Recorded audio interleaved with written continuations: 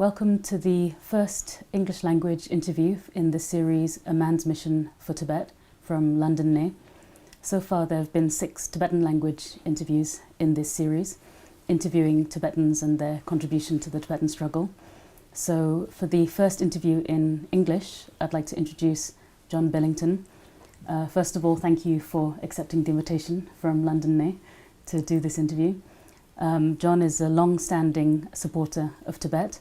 John is the former chairman of Tibet Society and has a long-term involvement in Tibet ever since the 1950s.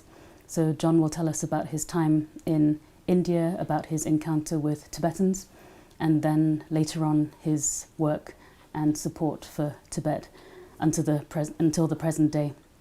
So I think we'll just start by asking... Can I just say thank you very much, Tibetan, for inviting me, and I feel very very privileged to be the first of your English language speakers. You're very welcome. Thank you again. So maybe we can start, if you can just tell us a little bit about your family background and your upbringing before you started very briefly, India and Tibet. My family came from the west of Ireland. They left because of the activity of the IRA in the 1930s. My father was a farmer for a while. And I was brought up in the countryside in the UK. I had a very simple education. I went to a village school, then I went to a grammar school. But eventually I was quite clever, so I got to university, I got to Oxford. And from the age of 16, I became very interested in Buddhism. I can elaborate on that if you want me to. Do you want me to? Yes, please go ahead. Well, yes.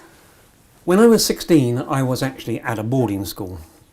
And in 1951, Christmas Humphreys wrote an important book on Buddhism, which was published in Pelican.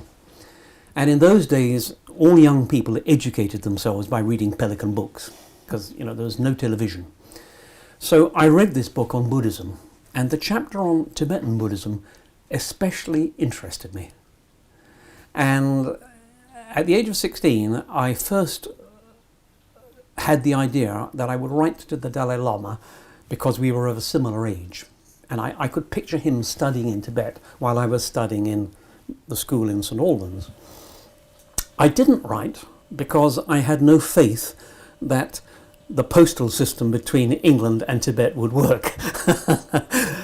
So I didn't write. But I mean, that was the first time I thought of I would like to meet him. After that, this was 1952, I became deeply interested in Tibet, and I read quite a lot about Tibetan Buddhism. I read, of course, Fosco Moreni's Secret Tibet. I read, in 1953, Heinrich Harre's 7 Years in Tibet came out. And unusually, an old boy of the school where I was learning, he had studied Tibetan. Where had he studied Tibetan? I do not know, because at the time I was too young to even ask him. He was lecturing. Right. But I think it must have been SOAS. He was a very early student of Tibetan, and as far as I know, he didn't do anything with it. But I was just impressed by the fact that an old boy of the school was learning Tibetan. Anyhow, after that I went to university in Oxford, and I was reading English literature because I wanted to teach, I knew that. But I spent quite a lot of my time reading about Hinduism and Buddhism and studying things in the Oriental department in the Oxford University. Then I took my degree in 1958, and 8 days later I was out in Bombay. I'd already taken a job in Bombay because I wanted to see at first hand, what religion in India was like. That was quite an adventure in those days. Well, that leads me nicely into the second question, because I was going to ask you how it was that you came to travel to India. So it's from your reading, and then what was it like to be in a place, because I can assume that until that time you'd only really been in England. That's right. Yeah, I hadn't travelled at all. Yeah, in the 1950s, people didn't travel much. There was no cheap air flights. To go to India was 3 weeks on a ship. The only way I could go to India was to take a job there. Right. I hadn't got any private money. I had to work. So when I was at university, I looked for a job in India, and there were two. One was at Gwalior, and the other was at the Cathedral School, Bombay. I decided to take the one in Bombay in the end. So I went to Bombay, as it was then called, and 1 year later, 1959, I picked up a copy of Charles Bell's Grammar of Colloquial Tibetan, and I started learning the language. And also in 1959, a critical year, I made my first trip to Darjeeling. And I was very impressed because Darjeeling was an exciting place to be. It was high up in the Himalayas. The Tibetan resistance movement, the fighters were coming over, they had their horses with them, they had their swords, they were dressed in their chuppahs, and some of them had just come across the border from Tibet where they had been resisting the Chinese. I didn't know much about the politics at the time, but obviously I was very interested in the situation, and when I went back to Bombay, I made up my mind that when my contract in Bombay was finished, which it was in 1961, I would then go to Darjeeling and teach there so that I could be in closer contact with the Tibetans. So that's really how I came to be there. I should just say before I finish that India was a very welcoming country for me, and it did not disappoint me in any way. It is a country which has a very strong religious background. And I was impressed by the fact that you could go into a restaurant or a cafe in Bombay or any town in India and have a conversation on quite serious matters very easily, which is something you can't do in Europe. So when you decided to go to India, was it in the back of your mind somehow that you would encounter Tibetans as well? Was that sort of your aim, to be close to Tibet? Because Bombay is very far from Darjeeling. I don't think it was. Initially, I suppose my interest was initially in India, though I knew, of course, that Tibet was very close. But I was interested in Hinduism as well as Buddhism, and I knew there was a lot to explore.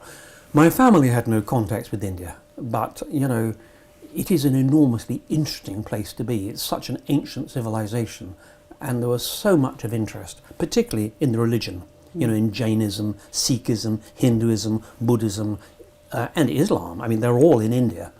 So it was a fascinating place. Was it still quite British at the time? in the 50s? No, I wouldn't say it was British, but it was only 11 years after independence, and most of the British people had gone by then, so people like myself who were coming out were actually quite few, very few. So one was, they were quite happy to see one or two people coming to work voluntarily. And I found it a friendly place, and I enjoyed teaching very much. Lovely people. And so did you experience a lot of culture shock, just in practical terms? I am not easily shocked. I can remember the night I arrived in the middle of the monsoon, just after I'd taken my degree. It would be July or August. It was pouring with rain. You know what the monsoon is like. Yes. And I arrived at night, so going through the streets of Bombay in the darkness, in pouring rain, with a lot of people, of course, in those days they wore dhotis, they were dressed in white and so forth. It was interesting. Big change. But I'm quite a courageous person. I'm not easily put off. Yes. So if I can ask you a bit more about your time in Darjeeling, you said you saw the resistance fighters coming from Tibet. What was the situation like for Tibetans at that time? It was such a critical time, as you mentioned. Yes, it was. Again, I didn't really know much about the politics at the time, but I went to this St. Paul's school in Darjeeling, and I very quickly made the acquaintance of the Tibetan refugee school, which was run by Lama Pulja, and I've got a photograph of him taken fairly recently, shortly before he died. Right. But I knew Lama Pulja. Of course, I got to know Tsewan Yeshe Pemba, and I got to know, of course, Northern and Nuzin Pemba, and all the Pemba family. And I spent as much of my spare time as I could down at the refugee school, doing a little bit of sort of amateur teaching of English there, which they welcomed. There were very few European in Darjeeling at that time. They'd mostly all gone. There were a few tea planters. The tea planters were not the least bit interested in Tibet. I mean, they'd got their own problems down in the tea gardens. There was one ex-army bloke who was there, but I didn't get to know him. Apart from that, there were one or two teachers at St. Joseph's or at St. Paul's. That was really it. I spent most of my spare time, as I say, socialising with the Tibetan community, who were the ones that really interested me. I mean, they're the ones I wanted to get to know. And of course, I did understand that there had been an uprising in Lhasa in 1959. This was now 3 years ago, because we're now talking about 1962. But, I mean, the resistance was still going on. There were a lot of refugees coming over the border, and in a minute, if you want, I can show you a photograph of one or two of them. Yes. And they would end up in the market in Darjeeling selling things because they were short of money. They were selling chubbas and swords and, all sorts of things. Yeah. So did you hear stories from them about the resistance and about the fighting? Not so much, really. They weren't. My ability to converse in Tibetan was very limited, and they didn't speak English. So communication was quite difficult. It was on very simple matters. Yes. I didn't get to understand much of the politics, except through your uncle, Sewan Yishi, Yes. and Norden and Nuzin. I mean, they sort of kept me a bit more informed. Right. I spent a lot of my time at the monasteries because I was interested in religion. Yes. And that sort of all the monasteries in Darjeeling area, Sikkim area, I knew the lot, That's great. So what was the atmosphere like? Did you feel a sense of urgency from, with the situation with Tibetan refugees coming in? No. What was it like? No, actually, you didn't get that sense of urgency. The mood at the time was surprisingly optimistic. As I said, a lot of the Tibetans still at that time believed that the Chinese could be halted, that maybe they would get help from America or the international community. And I think they had not given up. They were still quite determined. It's interesting, I don't know at what point they gave up. I mean, after all, if you think about it, the Jushi Kangduk was carrying on and continued, I think, till 1974, I think, wasn't it? Or 72, I forget which. But, they were carrying on resistance from Mustang in Nepal till quite late. Yes. So, that sort of resistance was going on. So in the 1960s, early 60s, they were still fairly optimistic, I think. Yeah. That's so interesting. Yeah. They were certainly, I didn't get any sense of despair. Obviously, I mentioned in the article I wrote for the Foundation newsletter that Gombo Tashi Andoksan, who was a great Kambal leader, he was treated at the hospital by your uncle. Yes. And I was there, of course, when he died. And, of course, that was a matter of a great grief because he was such an important and heroic figure of the resistance, which is why I joined in the funeral procession, because, it was to celebrate a very important hero. I was aware of that was a sort of quite a sad blow for the Tibetan resistance, Yes.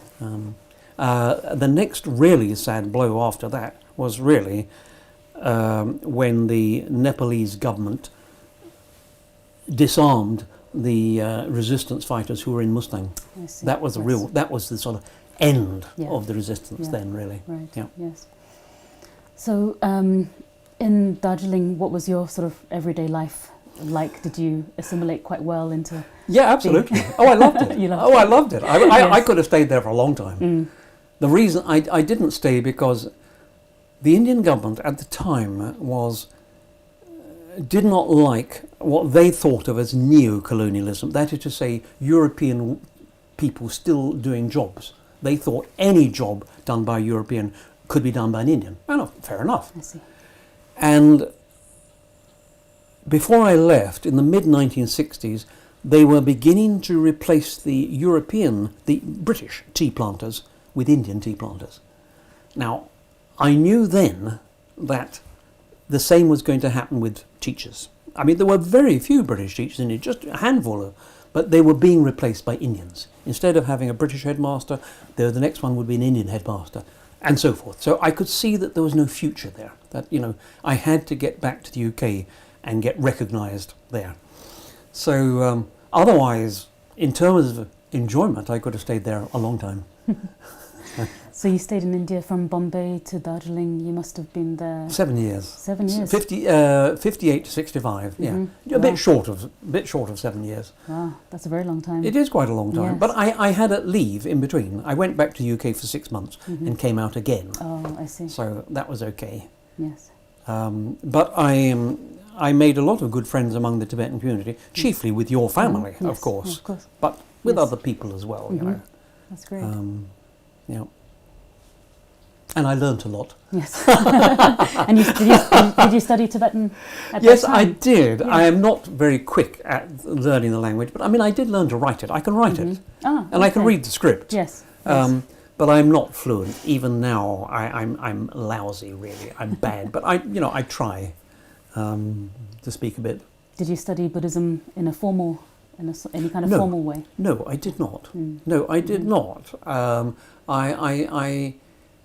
I'm a great believer in a sense in that you must teach yourself. Look within, thou art Buddha. In other words, the Guru is inside you. And I didn't go in for. This came a little bit later. It came with the Beatles. When the Beatles came along in the sort of mid-1960s or thereafter, whenever it was, after I'd gone back to the UK, then this was the time of the Guru, Mahesh, Maharishi, Yogi, and, all these people were having gurus, Yes.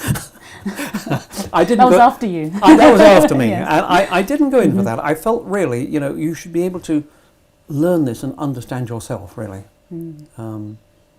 I don't know whether that's right or wrong. But that's my decision. Okay. So I'd like to ask you about your meetings with His Holiness, the Dalai Lama. You mentioned that you thought of writing to him when you were 16 years old. Yes. But you didn't actually meet him till quite a bit later. I didn't meet till I would say sometime in the 1970s, I think. I cannot actually now remember when it was, but it was one of his early visits to the UK. Maybe 73? It might have been 73. Yes. What had happened, or it may have been later than that, because it was in 1978 that the BBC ran a programme by Felix Green, which was pure propaganda on sort of how wonderful life in Tibet was, thanks to the Chinese who had made everything wonderful, and Tibetans were happy and wearing all their sort of best clothes and so forth. It was a propaganda film, and I knew this was rubbish. I knew this was a long way from the truth.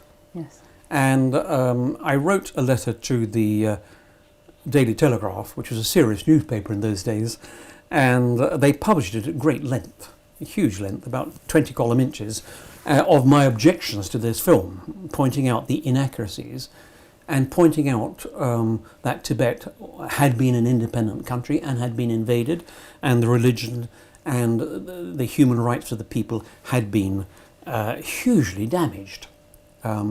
Now, at the time, people in the West knew really nothing at all about Tibet. I mean, a few people had read Heinrich Harre's 7 Years in Tibet, and apart from that, no one knew anything since. Yes. Now, Heinrich Harre's book came out in 1953. So between 1953 and 1978, that's 25 years, there was no news of Tibet. None at all. No one knew what was happening inside Tibet. So I wrote, as I say, my letter drew me to the attention of the Tibet Society, which did exist, but I didn't know about it.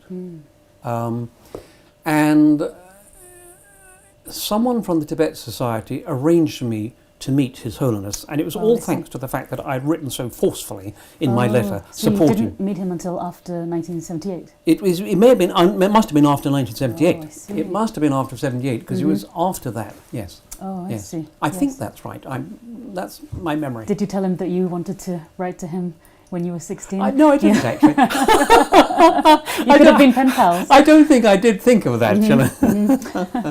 So how was your meeting with His Holiness and your subsequent sort of meetings? I mean, I have met him quite a lot, and of course, it is a great privilege. I consider myself immensely lucky to have met him. You know, I am very lucky. It is a great privilege to meet him. The longest meeting I had with him was about an hour and 40 minutes. And this was after I had made my first visit to Tibet. I see, yes. Which I did in 1988, Yes. after Tibet opened up a bit. Yes. And I spent 3 months in Tibet.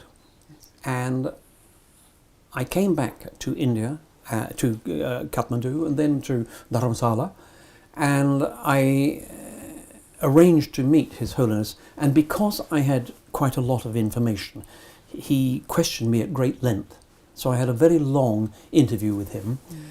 At that time I had a tape recorder and I was hoping to record the interview.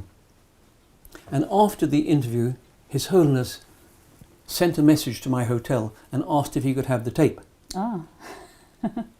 And I had to admit that my tape recorder hadn't worked. So that important interview Yes. failed to record because we didn't have someone like Palanla doing the recording. So I was an amateur. Undocumented. Undocumented, unfortunately, because Not I mean, recorded. it was a very good interview, and I think sure. he wanted a record of it. Yes, yes. Oh, that's a shame. We hadn't got it. That's a shame. Oh, well, Yeah. you have to rely on your memory Yes. for that one.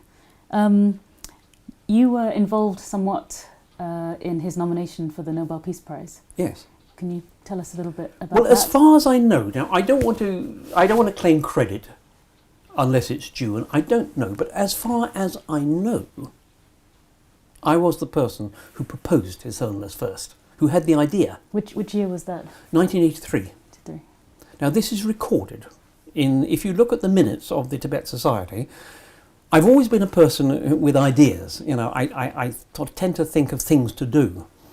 And I had been a member of the Tibet Society for some years, and at some point it occurred to me, why don't we put forward His Holiness for the Peace Prize?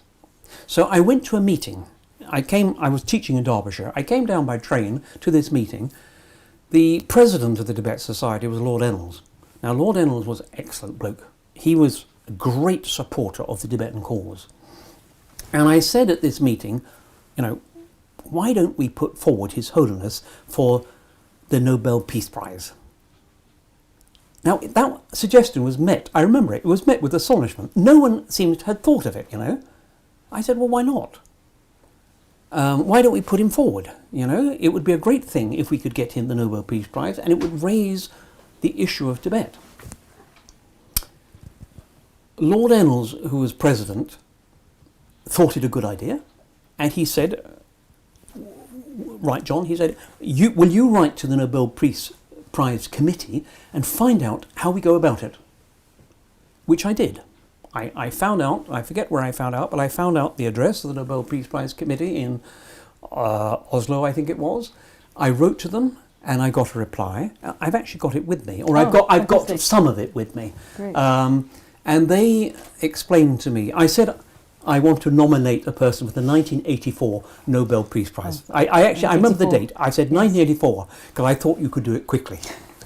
And they wrote back and told me how it could be done. They sent me a little pamphlet showing, and basically MPs, university lecturers, senior lawyers, you know, judges, you know, people high up in their professions are the people who can put someone. So subsequently I came to another Tibet Society meeting. I explained this and I passed it on. I then passed it over to Lord Ennals because he was in London and he was also in the House of Lords. And he could do things I couldn't possibly do. I was a full-time teacher and I'm up in Derbyshire. So I handed it over to him. And really, Lord Ennals, and he also, with the help of Ricky Hyde-Chambers, because Ricky Hyde-Chambers had contact with the MPs. So Lord Ennals and Ricky Hyde-Chambers took it over. But I do take some credit for having put forward the idea. Yeah, that was your idea. That's incredible. And actually, I was invited to the ceremony in Oslo when His Holiness received the Nobel Peace Prize, but I didn't go, partly because I was busy teaching, and it is not easy to take time off for a thing like that, and it was quite expensive. So I didn't actually go, but I could have gone. I had an invitation. Wow, Yes. so your idea, it took 6 years. Yes, I'm quite yeah. pleased. It took 6 years, 6 but years. eventually it happened. Yeah, no, and obviously that was a... Whether extremely- anyone else in some other part of the world had the same idea, I don't know. Maybe All I we'll can find say is, out after as far this. as the UK is concerned, as far as I know, it was me who put forward the idea. Yeah, and that was definitely a very significant milestone. I would like to Tibet. think I'd helped. Yeah, definitely. So can you tell us a little bit more about your involvement with Tibet support groups? You mentioned the Tibet Society, you were the chair. Can Yes. you tell us about sort of the work you've done with It's quite support hard to groups? explain, really, but I mean, I certainly was quite political in my thinking. I mean, I do feel that, like, Tibetan culture and civilization is actually quite a great civilization. I mean, you know, if you look at the United Nations, there are approximately, I don't know what it is now, about 160, 180 members. In terms of value internationally, culturally, I would put Tibet in the top quarter. You know, Wow, it's a great. very important culture and civilization. It's unique. There is no other culture like it anywhere. It's different from anywhere else, and Tibetan Buddhism is itself unique. Tibetan architecture runs for, you know, well over 1,000 miles to east and west. And so Tibetan culture strikes me as being extremely valuable. And because it's valuable, we mustn't allow another culture, which is another great culture, of course the Chinese, also very powerful culture, and of course numerically much more densely populated. But we mustn't allow the one to destroy the other. So I felt very strongly about this, that, you know, Tibetan culture is worth defending and worth supporting, and a great injustice has been done to the Tibetan people. That is my starting point. And that, I think, is something His Holiness also feels, that, you know, it is actually, in the end, it's a matter of justice. The Tibetans have been treated very unjustly. It is therefore, I think, important that free nations, like the British and the Americans and everyone else in the world, Europe, the whole of Europe and so forth, African countries, countries which are free and have recently become free from colonial rule, should support Tibet, because actually the situation in Tibet is colonial. It is actually, they are a colony of a superior force which has conquered them by military force. Yes. So it is a colonial situation. We must not lose sight of that. It's a colony. And it's ruled by military force. And I feel, I know the Chinese view it differently. They think, you know, it's an internal matter. It isn't an internal matter. It's an international matter. So I felt very strongly politically, and I still do. And during the years from 1978, when I first sort of, you know, made some resistance to the propaganda that was going on, until the early 1990s, I did write letters regularly to the newspapers supporting Tibet. At any opportunity, you know, whenever the Dalai Lama visited, I would write a letter about what was going on in Tibet. Now, why has it changed? The fact of the matter is that it is much more difficult now to support Tibet than it was. From that period, 1970, let's say, to the early 1990s, it has become much more difficult. The reasons are complex.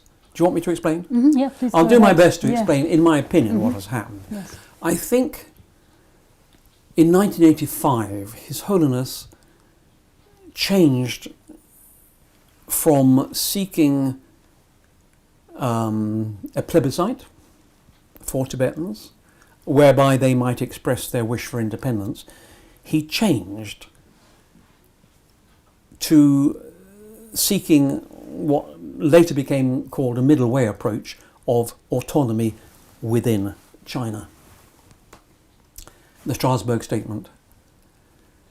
That altered everything. Now, I don't know whether His Holiness was acting on advice from Western lawyers. I don't know for sure, but I suspect he was acting under advice. But once he took that decision, it became much more difficult. To support a country that wants to be free is much easier than to support a country which says we want more freedom in the country where we are currently living. Do you understand? Mm-hmm. Yes.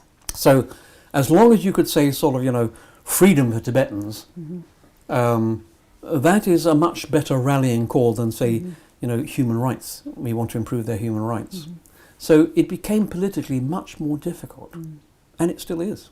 I mean, it's much harder now to make any impression, because people say, oh, but Tibetans are happy in China, they got autonomy. They haven't got autonomy. But people have been persuaded now that Tibetans no longer want to be free. Now, there are two other things I must point out here. The second thing is that under Deng Xiaoping, there was a sort of liberalization took place, which is why Westerners were able to travel to Tibet, but also trade with the West increased. And China has become economically hugely more important. I mean, so many Western goods are now produced in China very cheaply.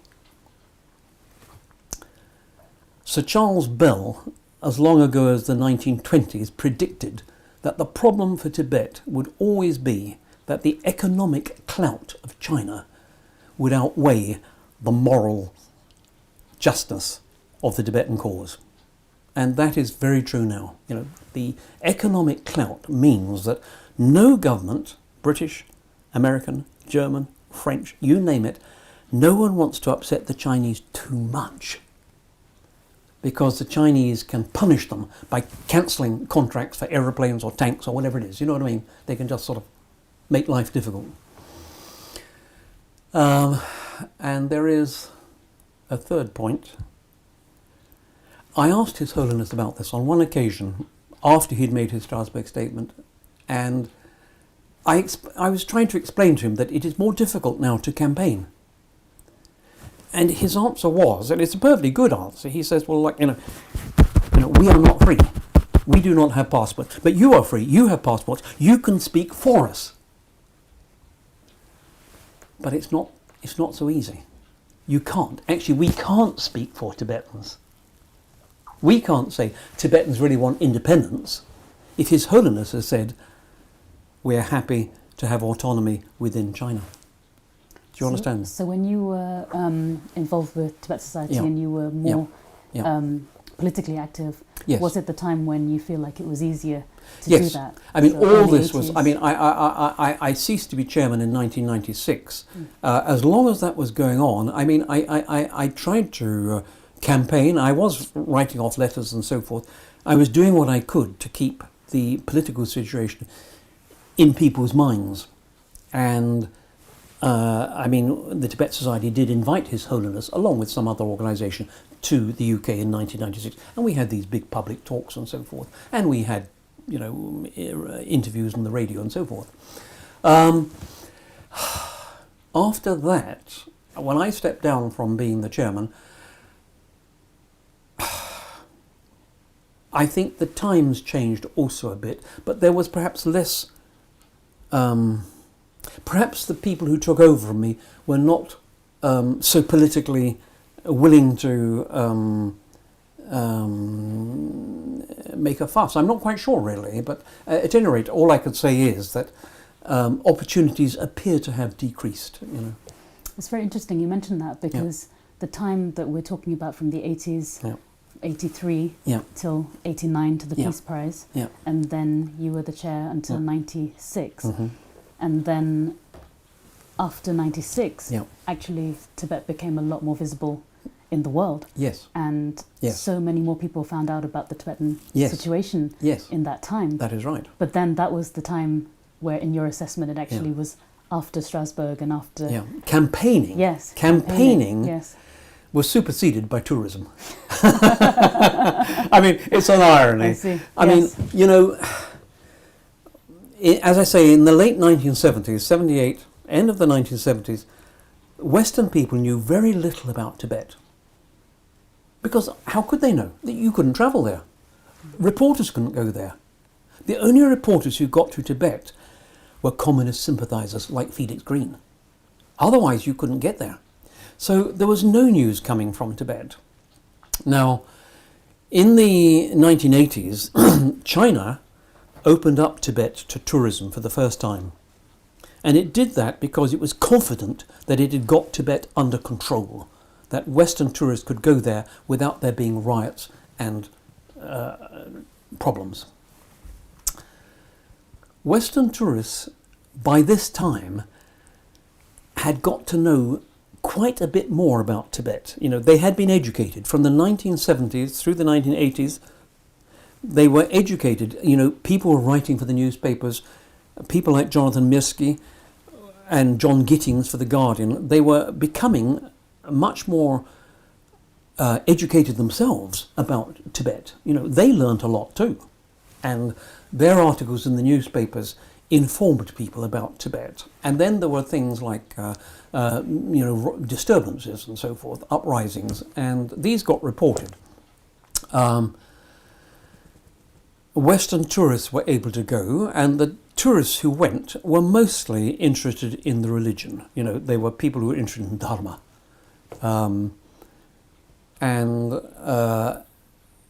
They were satisfied to be interested in the religion. They were not necessarily politically very active.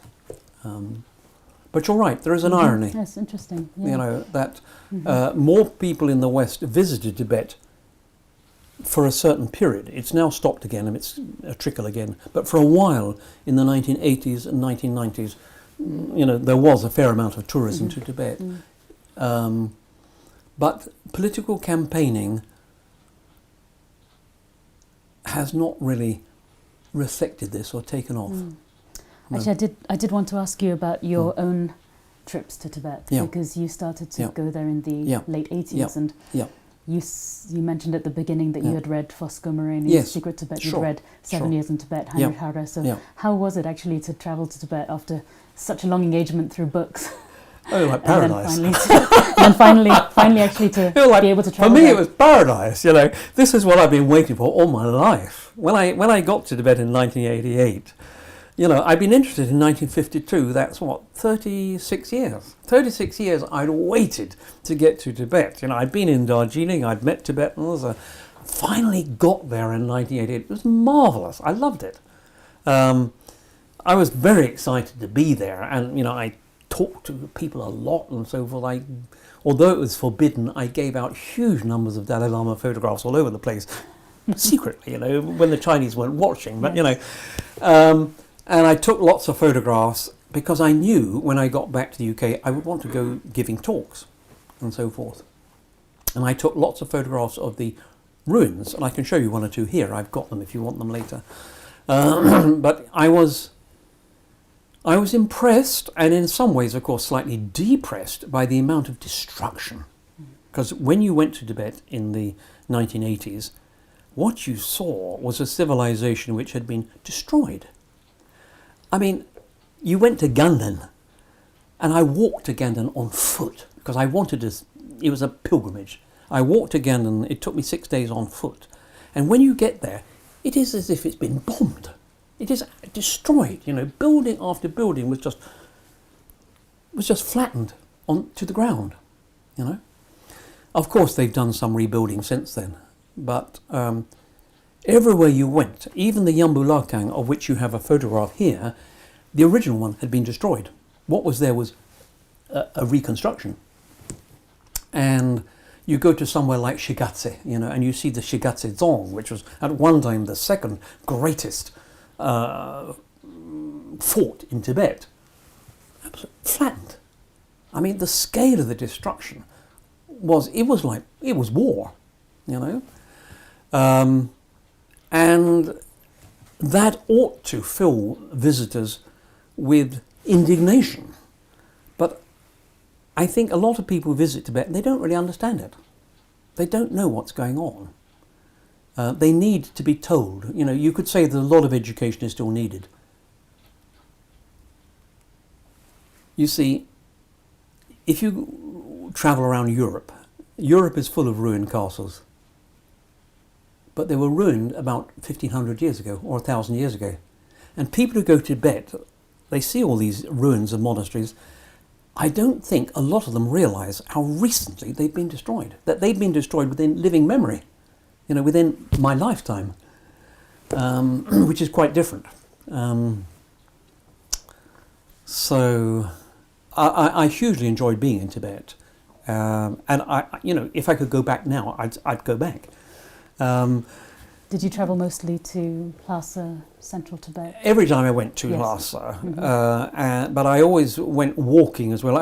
Walking was always part of our trip. So we'd frequently go out to Tingri and walk out to Everest, the Everest base camps, and there were other places too we went, and you know, we'd hire yaks and go out and so forth, and there were various other places I went to as well, including up the... on one occasion we started at Chengdu, and we came all the way from Chengdu through Chamdo, Derge, Chamdo, and into Lhasa from the Chinese border, in fact. That was, again, a wonderful and exciting trip.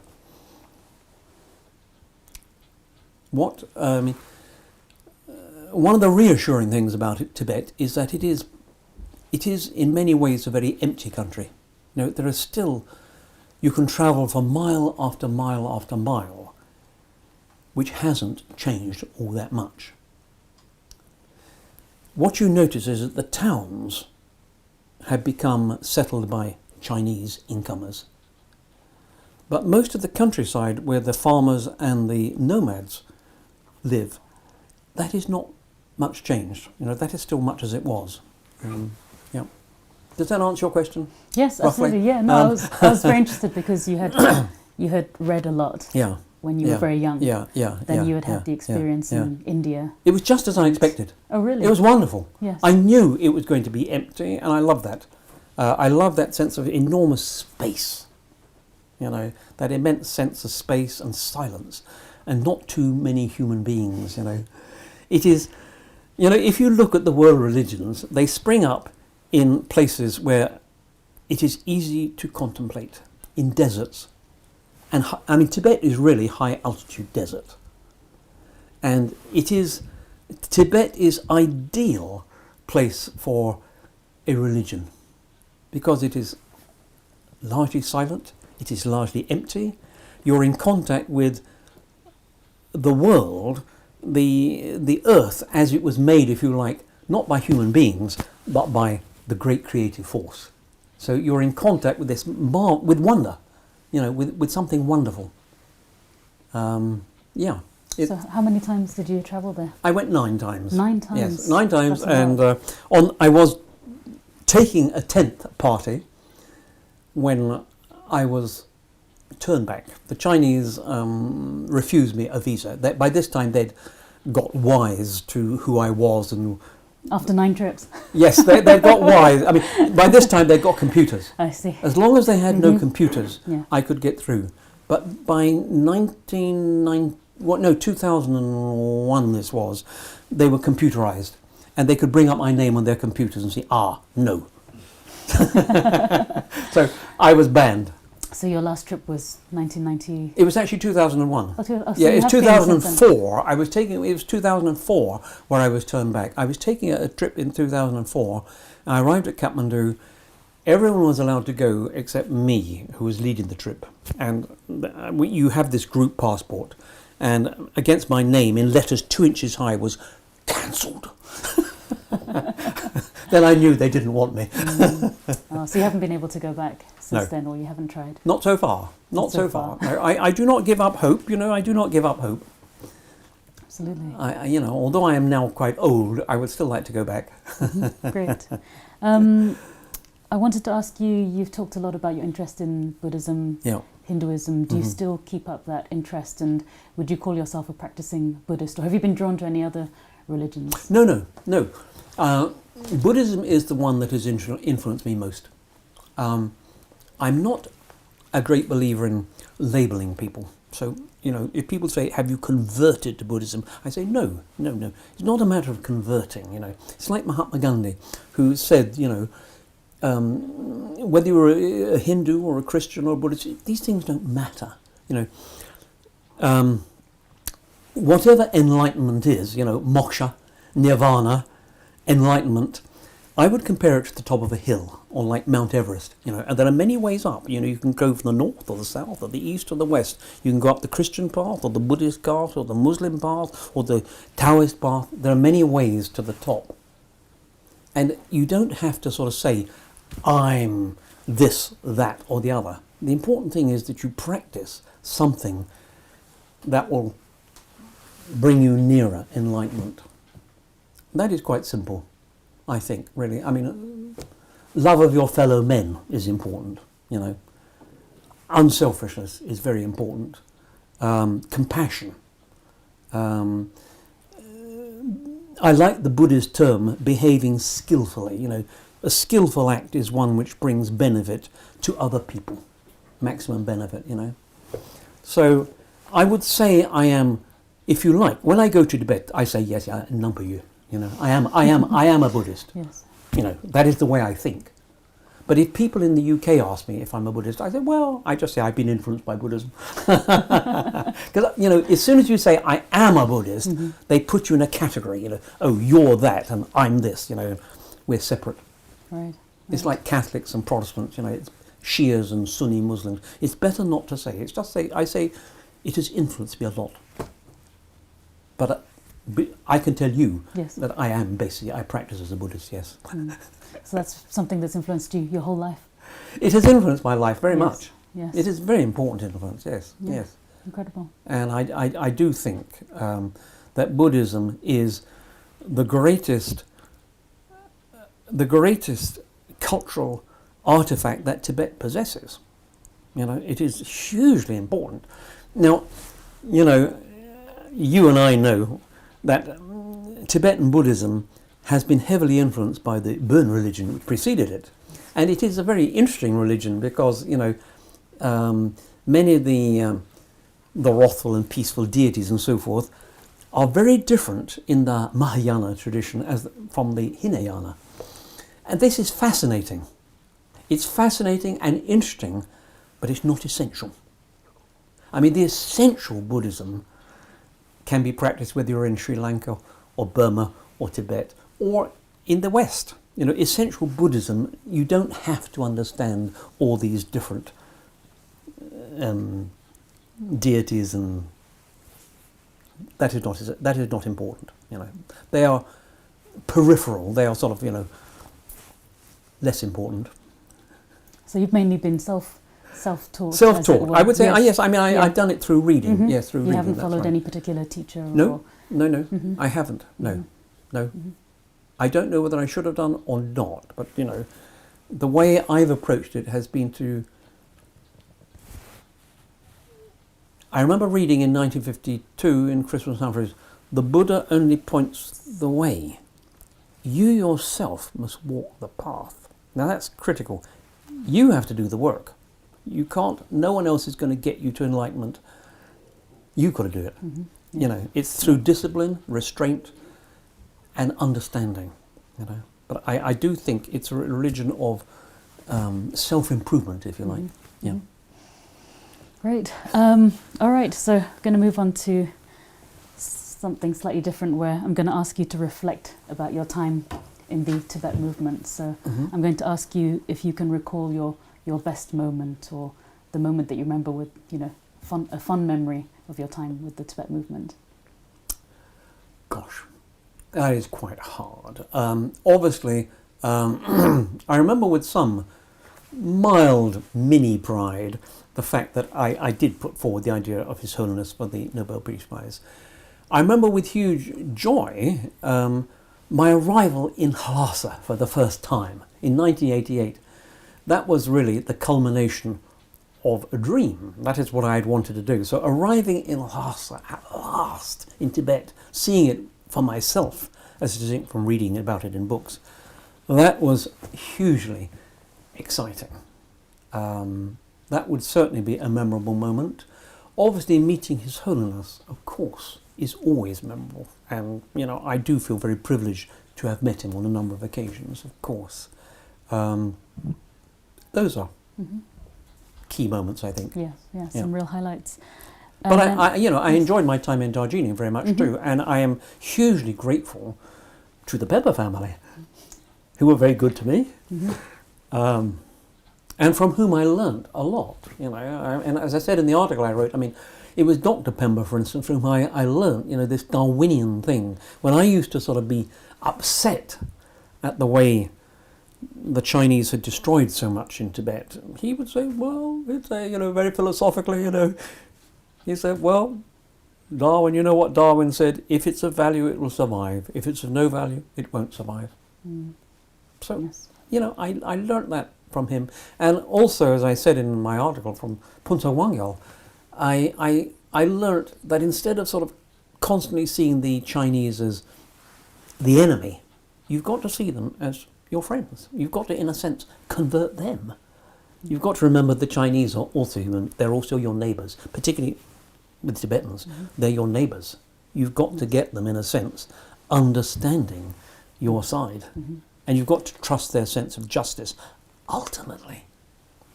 So. And then what would you say is your saddest moment or moments Saddest? in relation to Tibet or your time with the Tibetan movement? I don't know that I would say any moments are sad. I'm trying to think. Or maybe low points.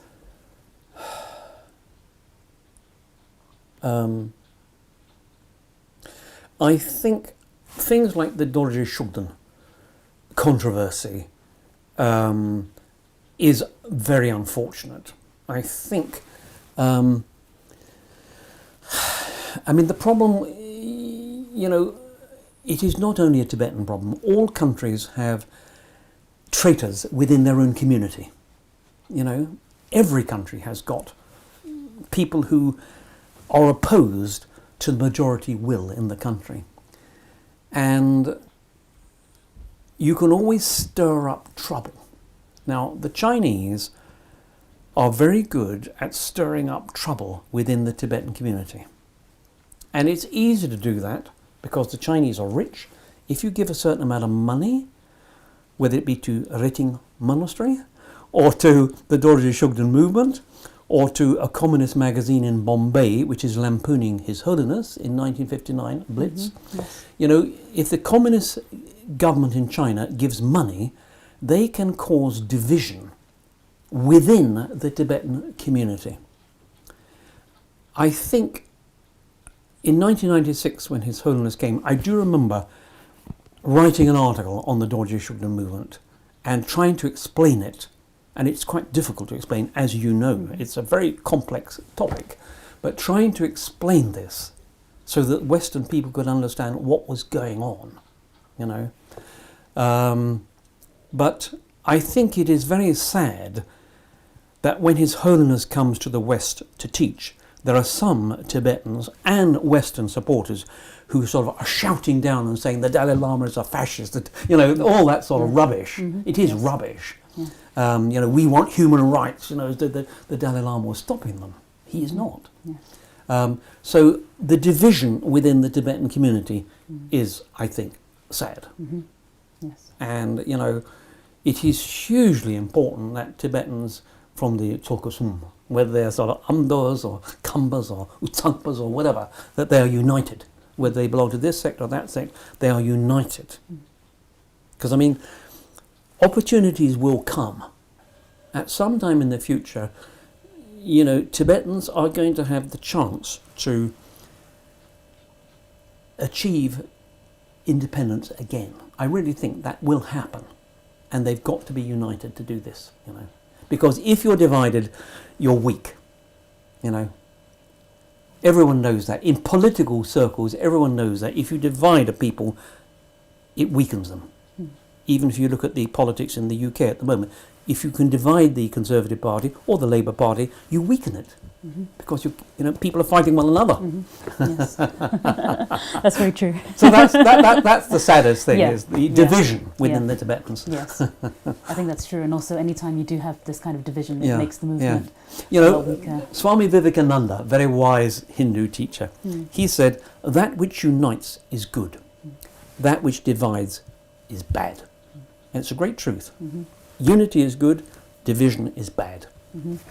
I think that's a very good point to make with with the Shugden movement and like you were saying, the Strasbourg proposal and the sort of giving up of independence has also led to this also divides people, of course. This is much causing the movement to be weaker. Yes, that's right. Yeah. But His Holiness has been very good, for instance, at uniting the different sects. Karmapas, Gulukpas, Nyingmapas, Mun. I mean, as far as he's concerned, they're all, he embraces them all. Yes. I think unity is hugely important. Well, I was going to ask you if you had any reflections on the current situation when it comes to Tibet. I mean, you've already shared quite a lot. But if there's any sort of reflections you'd like to share about the current situation in Tibet? I mean, it's very difficult at the moment, I think. It's very difficult. His Holiness has withdrawn from the political sphere, leaving the Sikong. He is now the sort of political figurehead, though I think he is also circumscribed or limited in what he can do, and Tibetan people are always going to override him and still ask what the Dalai Lama thinks, what His Holiness thinks, There is, I think, at the moment an absence of leadership, of a direction, of knowing what Tibetans want. And I would come back to what I said about independence and autonomy. It seems to me, until you can resolve that, unless I'm wrong, I think what Tibetans really want is to be independent. I mean, unless I've been misinformed, I do not think the majority of Tibetans are happy living under Chinese rule. They do not have freedom.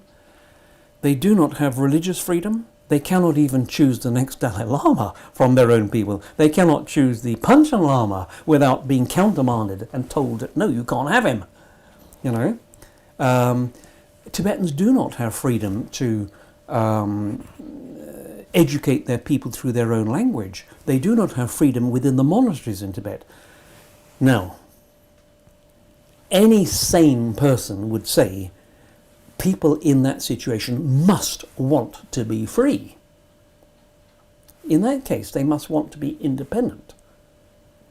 The Chinese, it seems to me, the Chinese, we must treat them as friends, but as long as the Chinese are under communist control, and communist control believes in central control from the center, it is very much centralized control, they are never going to allow freedom to the outlying areas, particularly to Tibet, Xinjiang, and the Mongolia. I mean, those are the outlying areas where they have least right to be. So they have to hold them down very hard. It seems to me, to be honest, and if you want me to be serious, that Tibetans have to say, what we want is independence. What we want is our Dalai Lama to say, we want independence. That's a big ask. I know you can't do it. But, in a way, I think the only way that the Tibetan cause at the moment can be politically active is to say, look, we have tried since 1985 how long is that? 85, 95, 2000, I don't know, 40 years. We have tried to work with the Chinese. We've tried to have dialogue. We cannot. They will not even talk to us. You know, you remember all those talks that went on? Yes. Nothing has been achieved. Nothing at all has been given. Now, that is a very good reason for saying, right, we have tried cooperation. We have tried the peaceful means. We've tried the third way, and we have gained absolutely zero. We've got nothing for it. Given that we have achieved nothing, we must now say, look, we've tried to cooperate with the Chinese and it hasn't worked. We want to be free. Where do you see the British role in supporting Tibet? I mean, Britain has had a long history with Tibet. Don't count on any help. Don't count on any help. I wish it was otherwise, but it isn't. Yes. There's no point saying it is. There's no point. People like Hugh Richardson, who are great supporters, are dead. You know, he's gone. People like Robert Ford, you know, people who knew Tibet before the Chinese came, they're all dead. The current British government, not just current, I mean the British government is not going to do anything which is politically impossible. You know, right? The UK is not going to go to war over Tibet with China. We don't have sufficient economic clout to put sanctions on China. Remember that, you know, until about 1970 something, when Nixon went to China, the West was putting pressure on China. China was not a member of the United Nations. And, you know, we had some sanctions at the time. Now we don't. Now we are enormously in debt to China because of all the cheap exports they send us. Realistically, no one is going to take up the cudgels on Tibet's behalf. You know, in the end, the pressure has to come from within Tibet. If we have a saying in the UK, God helps those who help themselves. In other words, if you help yourself first, if you make an effort to rise up, God will help you. God helps those who first of all try to help themselves. You know, Tibetans first of all have to try and make their own determination as to what they want. If they did that, they would get support from the world. You know, most countries are sympathetic to Tibetans. Wherever you go, wherever I go, I find most people are sympathetic to Tibetans. You know, it's Australia, South Africa. They always think, poor old Tibet, you know, they're sympathetic. But unless there is something to be sympathetic to, you know, unless there is something to support, what can you do? The lead has to come from Tibetans. And you've got two leaders. You've got His Holiness the Dalai Lama and Sikhyong. You know, you've got to decide how are you going to create a cause which people can support. Westerners will support you if you are clear about what you want. That's my opinion. Thank you. I think, I've pretty much come to the end of my questions. I do have one last question. Yes. You've given a lot of your life to Tibet, to the Tibetan movement, to supporting Tibetans, even practically just when Tibetans were newly refugees, and then you continued. But what would you say were the sort of, what kind of things has Tibet given you? Well, it's quite hard to say that. I mean, when I was in Darjeeling, I was considered an honorary Tibetan. Honorary too, because, you know, I used to eat samba, you know, drink Tibetan tea. I mean, I feel, and, you know, even now, I'm over 80 now, you won't believe it, but if I go back to Tibet and I die there, I don't mind at all. You know, I don't mind if I'm sort of chopped up and I'm fed to, I have a sky burial and the vultures eat me. I mean, that's fine. in that sense, I consider myself sort of quite well integrated with Tibet. A huge part of me is sympathetic to the Tibetan cause. It feels, I am involved with Tibet, and who knows, my next incarnation, I may be born in Tibet for all I know. Maybe I will die there. I do not know. It doesn't matter.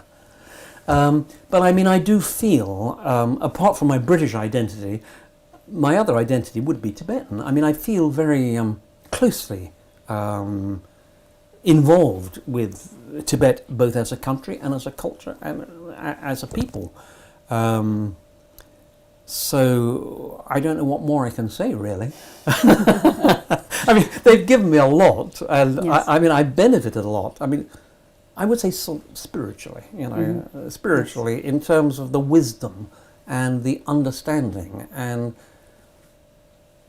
whatever faults the Tibetan people have, and all nations have got faults. We've all got flaws and faults, but I think Tibet has a lot of good things going for it. There is a lot of wisdom and compassion and tolerance, and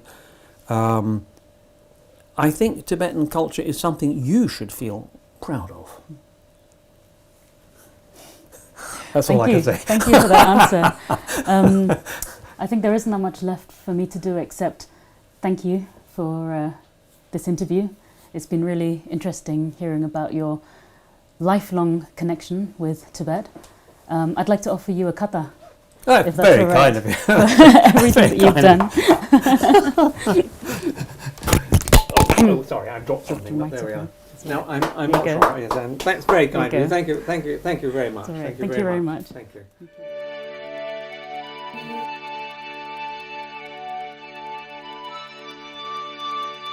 Thank you.